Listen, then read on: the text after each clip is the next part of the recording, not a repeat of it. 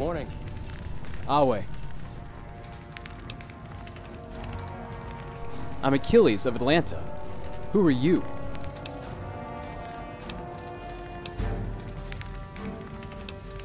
Really? Wow. You know, if I were you, I'd lower my voice. Not everyone in the Legion has a sense of humor.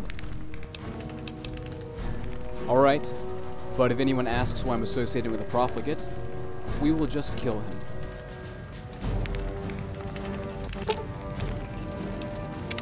Awe.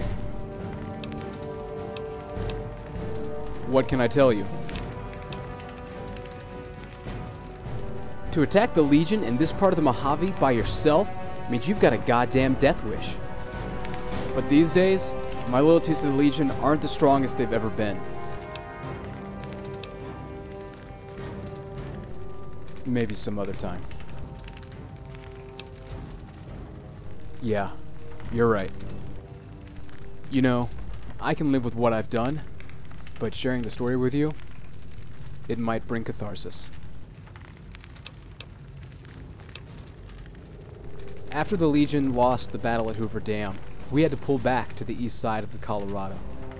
As we refocused our efforts and retrained our armies, we began looking for alternate portals of entry into the west side of the river. Our main goal was to find a way to surround the NCR the next time we attacked the dam and hit them from behind, make them fight from both sides.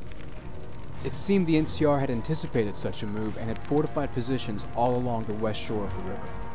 But when we discovered Cottonwood Cove, we thought we were lucky and had found a place the NCR had overlooked. It was tucked away in the low elevation of the valley, and it even had docks to ease our entry, so we moved in. We soon discovered that there was an NCR sniper dug in deep in the mountains above. He started picking us off one by one. If we had remained there, he would have decimated our numbers. Since we couldn't scale the cliffs or safely push forward, we had to pull back. When word got to Caesar that we had retreated from Cottonwood Cove due to a single NCR sniper, he was furious. He told our commanding centurion, Aurelius, that if we did not move back in and secure the area, his final home would be on a Legion cross. So, Aurelius gathered some of the veteran Legionnaires and I to discuss a means by which we might be able to remove the sniper. I volunteered to walk up to the sniper alone and unarmed. I suggested we offer him sanction in the Legion and a place in our ranks. He could have trained our snipers and taught all Legionnaires how to deal with NCR sharpshooters. But Aurelius accused me of blasphemy for suggesting such an allegiance with a member of the enemy. As punishment, he commanded me to lead the Legion move into Cottonwood Cove. He had devised a sinister plan of attack. The plan involved 2 slaves. We would dress the first slave as a settler, tell him he was being freed, and send him on his way up the beach. The second slave would be dressed as a Legionnaire. We would tell him that if he caught and killed the first slave, he would be freed instead. We then released the slaves from across the river and prepared ourselves to attack. The first slave hadn't gotten far up the beach before the second slave caught up to him.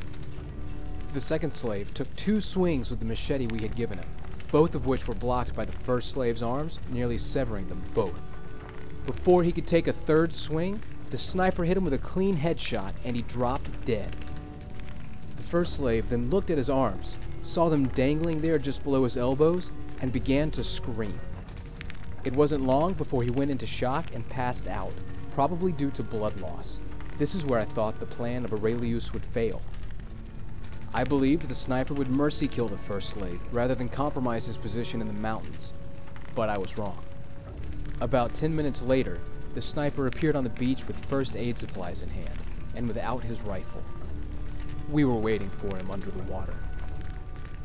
6 of us emerged to the surface with throwing spears in hand.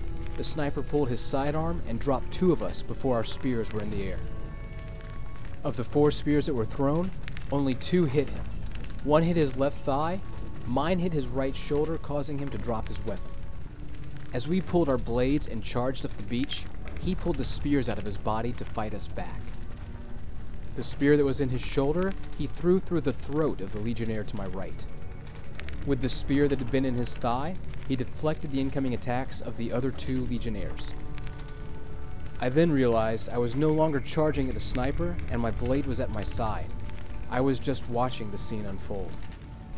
I watched for what felt like an hour, though it couldn't have been more than 2 minutes. The sniper wasn't skilled in melee combat, but what he lacked in skill, he made up for in resilience. Plus he had the reach advantage of the spear. He sustained several laceration wounds from the circling legionnaires before he lodged his spear in one of their chests, but this left him unarmed. At that point, I called for them to stop. They did, though they were breathing heavily and neither seemed willing to let his guard down. So, I walked up to them. The wounded, unarmed sniper that had given us so much trouble, and my fellow legionnaire. I then did what I had to do. I killed one of them.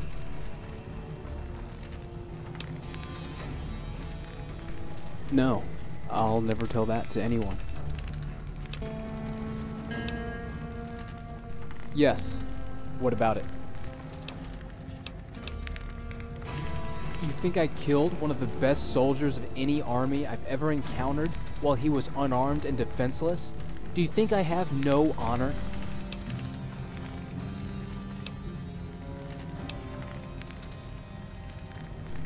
You know, I won't argue with that.